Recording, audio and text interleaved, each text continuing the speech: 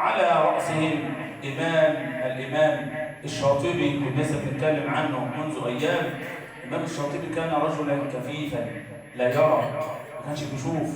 وكان سيدنا الإمام الشاطبي رضوان الله عليه عن منظومة اسمها الشاطبية. الشاطبية دي جمع فيها القراءات السبع، كل القراء السبع بالقرآن الكريم كاملا أصولا وفرشا من أول الفاتحة لحد سورة الناس. الإمام الشاطبي خلي بالك، شوف الهمة بتاعت الناس دول عند الله. راجل كفيف، يعني معاه ايه؟ عذر، مش كده ولا ايه؟ معاه عذر، يعني هيقرا ازاي؟ انا راجل ما بشوفش، هقرا ازاي؟ لو ربنا اداني نظر كنت قريت، لا انا معايا نظر وما بقراش برضه، خلي بالك يعني، مش كده ولا ايه؟ هي دي مش مقياس برضه. هو مش معاه نظر، مش معاه بصر، بس معاه ايه؟ بصيره. ونور البصيره اشد من نور الايه؟ البصر ده كده على جنب، البصر ده ممكن يخطئ، يعني انت ممكن تبص كده على بعد كده تشوف حد جاي، هو يا مش هو شكله مشيته هو، بس لما قرب ما يطلعش هو اللي انت عاوزه. اما نور البصيره لا يخطئ، على طول صوب هو يجري يعني. طيب الامام الشاطبي لما عمل متن الشاطبيه جمع المتن ده وظبطه كله، وبعدين راح حطه لفه كده في خرقه وصنع له صندوقا من الخشب، وقام حاطط الكلام بتاعه ده، حاطه فين؟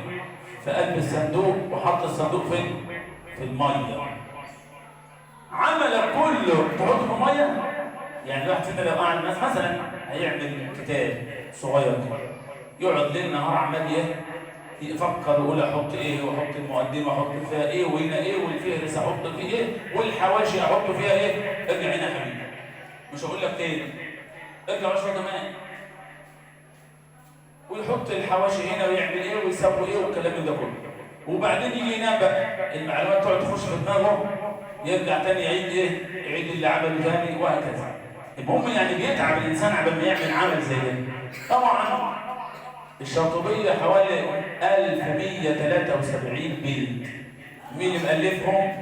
سيدنا الشاطبي اللي احنا بنقول عليه راجل ايه؟ كفيف. راح لم المنظومه بتاعته دي كلها وراح حاططها في الخرقه وربط عليها وحطها في صندوق ورماها في الميه. هو بيرماها قال ايه؟ لئن قبلها الله مني لردها الي. شرط القبول يعني، لو رجعت ليا تاني يبقى نعرف ان ربنا كده ايه؟ قبلنا. شوف الهمه قد ايه. ولو ما رجعتش يبقى ربنا ما قبلهاش، ادور على عمل ثاني اعمله غير اللي عمل ده، العمل ده كده ما ينفعش. شوف قد ايه. طيب حطها في الميه ومشي مع الميه. واحد حب، راجل صياد لقى الصندوق ده قال لك اجيبه الدفه، جاب كسر يعمل فتح، لقى كلام، يقرا الكلام بتاعه يقعد يسكت ما تخبطش. وبعدين لك بقى ما تشغلناش معاك بقى، انت بتاع كل مره انت. راح عامل ايه؟ جاب الصندوق ده وجابه لقى كلام مكتوب فيه، يقرا الكلام ده غريب، اول مره يقراه.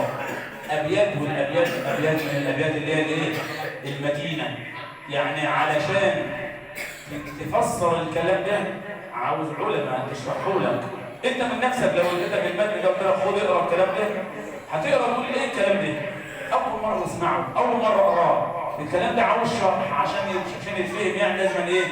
يتفسر يتشرح.